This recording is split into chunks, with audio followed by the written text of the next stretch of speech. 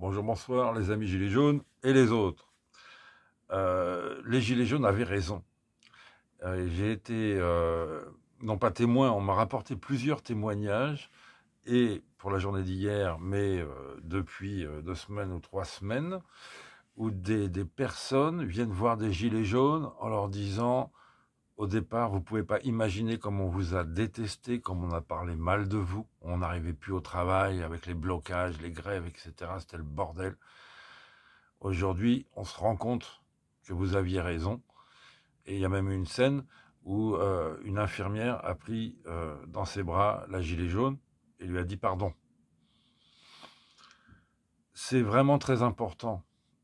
Les gilets jaunes ont été de véritables lanceurs d'alerte, mais c'est pas parce qu'on l'a décidé, c'est ce mouvement social, cette révolte sociale qui était une alerte.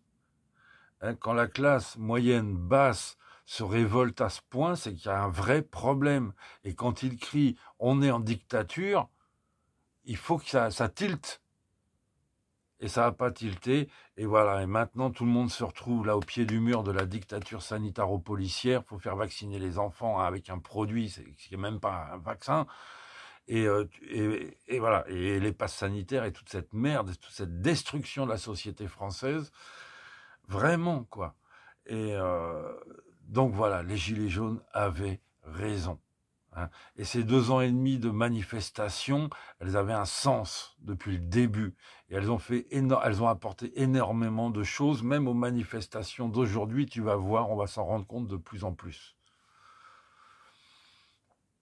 C'est aux Gilets jaunes de former les primo-manifestants.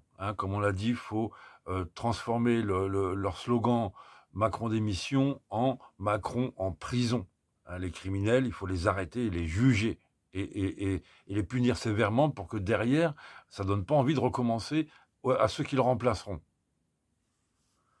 Il faut que les Gilets jaunes transmettent une radicalité dans la pensée, et de la bienveillance dans l'action. C'est ce qu'on a appris, j'ai envie de dire, nous-mêmes sur le terrain. Donc, faut pas hésiter à mettre des banderoles, des pancartes, des slogans, des graffitis. Les Gilets jaunes avaient raison. Il faut que ce message rentre bien et que les gens, pareil, quoi, se recadrent un petit peu sur cette histoire de Gilets jaunes et se rendent compte que, voilà. D'ailleurs, il y a presque il faut le dire, il faut le faire passer. Vous pouvez menacer votre employeur s'il veut vous virer. Attention, je vais me gilet jauniser. Si tu menaces de devenir gilet jaune, là, c'est la pire des menaces pour le système. D'accord ? Nous avons créé, d'accord, les gilets jaunes ont de l'expérience, un syndicat gilet jaune. Si tu veux, on va faire comme Philippot, si tu veux, voilà, syndicat gilet jaune, ils ont un site internet, syndicat gilet jaune, et tu as vu, on a même déjà notre QR code à nous. On a de l'avance, on est des lanceurs d'alerte. Et donc, évidemment qu'on va mener ce combat à l'intérieur des entreprises, de la défense des employés qui ne veulent pas se faire virer et qui veulent bien être payés parce qu'ils sont pas vaccinés. Bon, affaire à suivre. Mais il faut faire ce travail, les Gilets jaunes. Tu vois ce que je veux dire voilà, on a de l'avance, on a de l'expérience, et sur le terrain, et dans les manifestations. Et c'est à nous de faire passer cette radicalité. Parce que c'est à nous aussi de faire passer cette expérience que les manifestations ne suffisent pas. Si ça suffisait, les manifestations, il y a longtemps que la dictature serait tombée.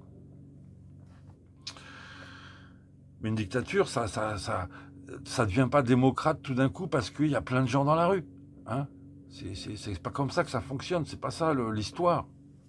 Il faut faire tomber une dictature. Donc voilà, il faut faire des pancartes, sur les autoroutes, là, au-dessus des autoroutes, les ponts au-dessus des autoroutes. Macron en prison, les Gilets jaunes avaient raison. Tu vois, il faut former donc la population à ce qu'ils soient inscrits dans le temps long. C'est une des plus grandes mobilisations depuis 1945. Je vais te dire, c'est ce qui se passe là aujourd'hui dans toute la France. Et 3 samedis de suite pendant les vacances. Il n'y a qu'en 1789 où ils se sont rassemblés comme ça en juillet, j'ai envie de dire. hein, même si c'est un roman, hein, cette histoire de 1789, mais ce que je veux dire, c'est que ça n'existe pas, ces mobilisations. Et c'est une mobilisation parce qu'elle n'est pas du tout idéologique ou quoi que ce soit. Là, c'est une mobilisation de survie et de résistance contre donc une gouvernance qui a totalement transformé un régime. Déjà, dans les Gilets jaunes, critiquer la démocratie qu'on voulait déjà faire tomber, nous, hein, si tu veux. On est vraiment en avance. Mais là, si tu veux, on est vraiment sorti de tous les concepts qui nous ont vendus pendant 50 ans. Et ils génèrent un régime dictatorial, une dictature sanitaro-policière. On est en pleine science-fiction. Donc, former effectivement les Gilets jaunes, les primo-manifestants, les anti-passes, sur le fait que le pass, ce n'est qu'une bataille contre ce système. Le pass, voilà, on a affaire à une pieuvre avec plusieurs tentacules. Donc le pass sanitaire, ça c'est une tentacule hyper violente qu'il faut combattre, qu'il faut couper, évidemment, contre laquelle il faut résister. Mais c'est un système, si jamais tu coupes la tentacule, voilà, et qu'on gagne contre le pass sanitaire, est-ce que tu vas rentrer chez toi et la bataille est terminée, tu crois? Alors que la pieuvre, avec toutes ces autres tentacules, que ça soit, je sais pas moi, mais il y a toute la corruption, hein, de toute la société française, que ça soit simplement la tentacule des EHPAD, de la gestion des EHPAD, du pillage des EHPAD, de l'assassinat des personnes âgées et du pillage des personnes âgées, enfin bon, la tentacule de la dette qui ruine la France, la tentacule de la pollution, hein, ils en ont rien à foutre de rien, enfin bon, la tentacule de la finance, tout ça détruit la France, la démocratie, etc. C'est tout ça qui permet cette tentacule. Enfin, il y a la tentacule de la corruption, hein, il y a la tentacule de la pédocriminalité, des réseaux d'État. Bon, enfin voilà. Et donc, ce que je veux dire, c'est que le pass, oui, bon, ben voilà, c'est un effet de la dictature, mais ce n'est pas la dictature. Et il faut abattre la dictature. Il faudra abattre. Et c'est à nous, contemporains, de le faire. Hein. Ou alors, effectivement, tout le monde part en vacances dans le monde, on laisse la France en dictature, et on n'a plus rien à foutre.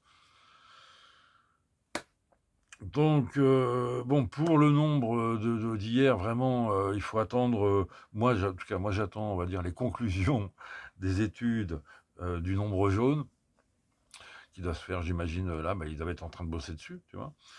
Et c'est pas évident, parce que là, vraiment, encore une fois, toutes les villes moyennes, il y avait des manifestations. Hein, on parle même pas donc des villes. Montpellier, ils ont un record, ils sont à 20 000. À 20 000 à Montpellier. Nous, à Paris, quand on fait une manif à 5 000 ou à 10 000, on dit, ouais, putain, on était nombreux, tu vois. 20 000 à Montpellier.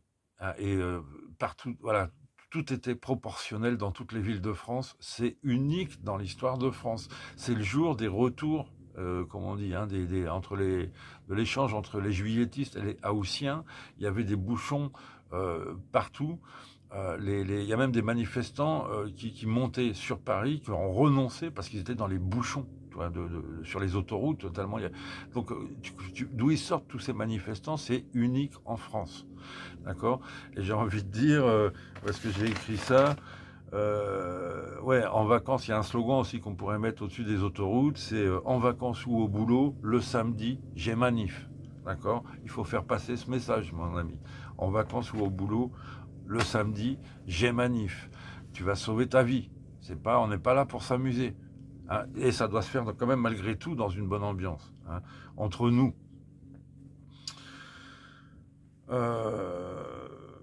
Bon, bah voilà, pour ça, excuse-moi. Donc samedi, j'ai manif. Pardon. Alors, à Paris, victoire des Parisiens, encore une fois, parce que... Alors, ça va... Pour les Gilets jaunes, à chaque fois qu'on arrive à faire donc une sauvage sur les Champs-Élysées, c'est victoire, ou à faire bunkériser les Champs-Élysées au point que tu ne peux pas faire de sauvage sur les Champs-Élysées, c'est aussi une victoire, hein, parce qu'on a bloqué les Champs-Élysées. C'est eux qui le bloquent tout seuls, si tu veux, mais nous, l'objectif de dire on est là, ils le signalent eux-mêmes. Tu vois, ils sont obligés de mobiliser des centaines et des centaines de CRS pour empêcher voilà, pour protéger les Champs-Élysées. Donc c'était une victoire, mais on n'a pas eu la victoire de pouvoir. Il y en a eu plein de gilets jaunes et de anti-pass, hein, de manifestants qui ont été sur les Champs-Élysées, mais ils n'étaient pas assez nombreux. Il y avait trop de flics, et donc ça sert à rien. Dans ce cas-là, c'est très bien. Voilà, ça c'est le génie, la tactique, la stratégie populaire. Quand tu sens que ça sert à rien, que tu vas juste te prendre 135 € si tu bouges. Donc là, dans ce cas-là, tu te disperses. C'est normal, c'est logique, c'est un instinct de survie. Et nous, on est voilà, on est le peuple, on est comme l'eau, on est le nombre. Donc, voilà, on recule. Eux, ils sont la force, l'ultra-force et l'ultra-violence. Donc, t'as pas voilà, c'est stratégique de reculer en face de la méga force et de l'ultra-violence. Et comme on est l'eau, si tu veux, on revient par derrière un autre jour et on reprend le contrôle des Champs-Élysées. Et chaque fois qu'on prendra le contrôle des Champs-Élysées, évidemment, voilà, on leur met une claque à tous ces clochards. Et donc, voilà, rendez-vous samedi prochain, fin de manif, on se trouve un bel endroit pour prendre un pot, je sais pas moi, par exemple les Champs-Élysées, allez, et on refait bunkériser les Champs-Élysées, hein, ou peut-être l'île de la Cité, ça fait longtemps qu'on n'a pas fait bunkériser l'île de la Cité. Voilà les amis, nous on est là, on est le nombre, on est l'eau, il y a au moins 2 grosses manifestations à Paris, une rive sud, une rive nord, rive droite, rive gauche, c'est très bien, d'accord. Il y a des dizaines de mille, on ne sait pas combien on est, on va bien voir, on va le savoir, des dizaines de mille, des centaines de mille sur tout Paris, et voilà, et tout le monde a envie de prendre un pot en fin de journée, c'est normal, on a soif. Voilà les amis, donc on lâche rien, tu vois. J'ai trouvé sur Paris que la Brave était très très sage. Je pense qu'ils sont pas remis des frayeurs de samedi dernier et des échecs de samedi dernier, hein, quand ils ont failli se faire manger une moto. Et puis sur les champs, je te le dis, ils se rendaient compte qu'ils étaient tout seuls. À un moment, un rang que j'ai filmé, ils étaient tout seuls au milieu de la foule. Ils se rendaient compte que personne ne les craignait. Et ils se sont rendus compte de quelque chose qui a basculé là, tu vois. Et ils savent qu'on n'a pas peur en fait d'eux. Et là, il y a et eux, ça fonctionne beaucoup là-dessus parce que c'est un truc qui est surdimensionné. Enfin bon. Donc maintenant, ils se méfient et ils se tiennent sages. C'est bien. On sait très bien qu'ils vont se faire remonter les bretelles par préfet l'Allemagne et qu'ils vont refaire des saloperies. D'ailleurs, ils en ont fait. Alors, pas la Brave, les CRS à Bastille. Bastille, c'est l'arrivée des grosses manifestations comme ça à Bastille. Là, c'était, si tu veux, ils ont sorti la cage au lion. Ils ont mis des murs de police, donc des gros murs de ferraille avec des meurtrières, derrière lesquels ils se planquent de peur. Hein, c'est pas les moutons. Tu sors pas les grilles de police pour les moutons. Tu sors les grilles de police pour les lions.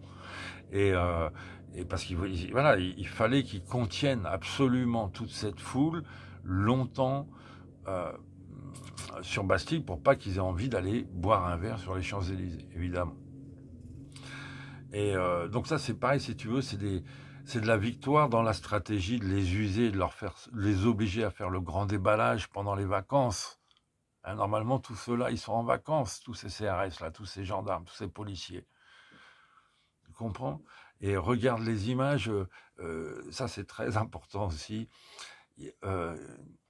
Regarde les images des CRS quand ils sont en face de cette foule en colère, parce que encore une fois, nous ne jouons pas quoi que ce soit. Les gens sont là pour la survie, quasiment, tu vois. Enfin, en tout cas, il y a cette tension intérieure, hein, de la survie de la société, de la survie des enfants, de la survie de ceux qu'on aime, etc. Et donc, ils sont obligés de contenir la foule en marchant à reculons. Ils se mettent à 2, 3, ils se soutiennent comme ça, et avec bouclier devant, et ils retiennent, ils contiennent. Parce que la foule, elle marche trop vite pour eux. Une foule révolutionnaire menée par les gilets jaunes au tambour, ils suivent. Ils peuvent pas se mettre 50 mètres devant, tranquille, sans casque. Non, parce qu'on va les rejoindre tout de suite et on va les pousser. Ils veulent pas avancer vite, ils veulent pas avancer à notre rythme. Ils n'ont pas les moyens physiques peut-être. Ils sont trop chargés. Donc ils sont obligés de contenir comme ça la foule. Et tu les vois, ça tombe. Ils sont fatigués déjà. D'accord, ça tombe parce que dès qu'il y a un obstacle derrière, une poubelle en feu, comme tu as vu certainement sur certaines images, ou un trottoir qu'ils n'avaient pas vu, tu as le premier qui tombe, le deuxième comme des dominos, après c'est comme des tortues, la carapace, tu vois, les pattes en l'air, ils n'arrivent pas à se remonter, il faut un copain pour les remonter, etc. Cette pression populaire non violente suffit à mettre la pression nécessaire et à passer leur barrage ou quoi que ce soit. Il n'y a pas besoin, les amis de tous bords, d'envoyer des canettes de coca ou de la merde sur les CRS. D'abord, il y en a 1 sur 10 qui tombe sur les manifestants de vos projectiles. C'est ce qu'on appelle les tirs amis à la guerre. Les tirs amis, c'est-à-dire c'est des amis qui te butent par derrière parce que tu te prends un pavé lancé par un connard qui ne s'est pas visé. Je suis désolé de le dire, mais c'est tellement... Là, on est quand même dans un moment très dangereux. Ne lancez rien sur les CRS. Empêchez les gens de lancer des choses sur les CRS et ne faites que la pression populaire non violente. Voilà, le rugby à la française, on va dire. Et attention, le premier rang, c'est les 2-3 premiers rangs, c'est un risque. Il faut des hommes, des bonhommes et des bonnes femmes. On les a vus, on les connaît, les bonnes femmes. Mais il faut des vrais, quoi. Parce que tu as quand même des coups de matraque, etc. Mais vraiment, c'est beaucoup plus, j'ai envie de dire, facile parce que eux-mêmes, entre eux et vous, il y a leur propre bouclier. Leur propre bouclier, quelque part, vous protège un peu puisqu'ils sont beaucoup plus emmerdés pour, comment dirais-je, frapper. D'accord, que quand ils font une charge, quand ils ont l'élan de la charge, etc., la dynamique de la charge, si tu veux, là, ils peuvent exploser, etc. C'est beaucoup plus difficile pour eux quand on est protégé par leur bouclier, dans un sens, tu comprends? Et là, tu as une pression populaire, amicale, il n'y a pas besoin, et tu pousses, et tu avances, d'accord? Et tu protèges les CRS qui sont à terre. Frapper un homme à terre, c'est perdre son humanité. Et on n'est pas là pour ça, et les CRS ne sont pas nos ennemis.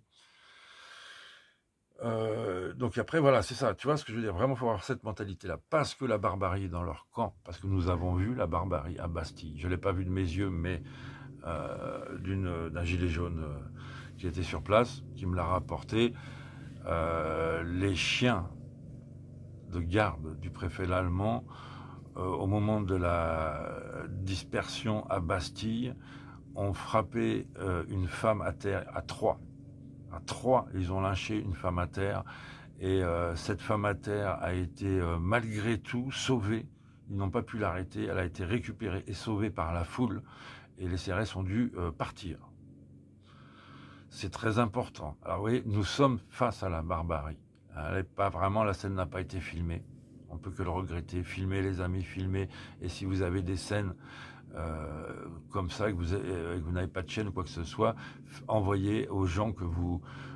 envoyez à Mika, qui a fait, par exemple, on ne va pas se mentir, mais je crois que là, il est, je sais plus, il est sur sa 3e chaîne, il se fait striker de partout.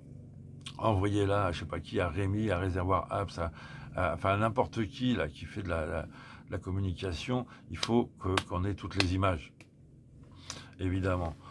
Et donc voilà, la barbarie est dans leur camp et le courage du peuple est d'aller chercher ceux qui sont comme ça à terre. Ça, c'est très important aussi.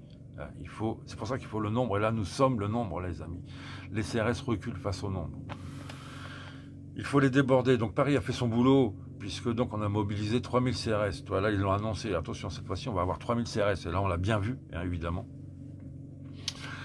Et donc, il faut que les masses comprennent, les masses de Parisiens comprennent que c'est très bien de se mobiliser, c'est très bien de gueuler sur le cortège défini, mais là, on n'est pas, encore une fois, dans des manifs normales. Il faut mettre une pression populaire. Voilà, tout le monde se déplace à Paris, il faut rester à Paris, il ne faut pas rentrer à 18h. Il faut faire au moins une marche entre petits groupes, entre petits copains dans Paris. Je ne sais pas, mais voilà, c'est de là, il faut faire de la petite sauvage, au moins encore 1 heure, 2 heures, il faut mettre la pression, il faut tourner autour des Champs-Élysées, voilà. Et après, bon voilà, mais il faut mettre la pression, il faut leur montrer qu'ils ne contrôlent pas, que c'est nous qui contrôlons.